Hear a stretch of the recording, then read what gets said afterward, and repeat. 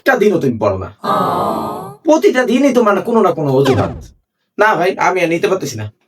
ডাকো তোমার আব্বু আম্মুকে, ডাকো তোমার আব্বু আম্মুকে বলতে হবে। প্লিজ স্যার, প্লিজ এবারের মতো মাফ করে দেন। ডাকো তোমার আব্বুকে।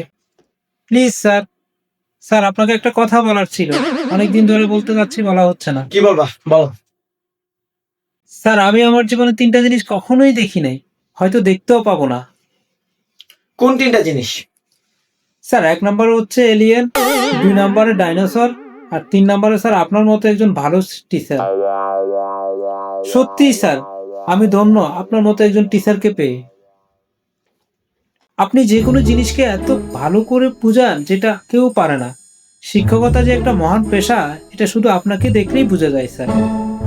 এটা আমার পরম সৌভাগ্য স্যার, যে আপনার মতো একজনকে শিক্ষাগুরু হিসেবে পেয়েছি। আচ্ছা আচ্ছা, ঠিক আছে ঠিক আছে। শোনো, পড়াশোনা ঠিক মতো করবা, বুঝছো?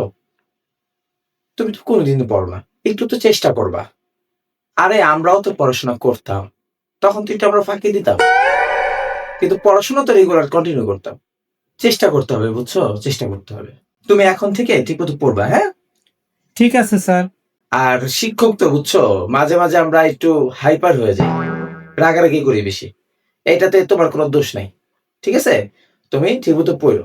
টিচার মানুষ, বুঝোই তো, টিচারদের একটু রাগ হইতে হয়। ঠিক আছে স্যার, আপনি মহান।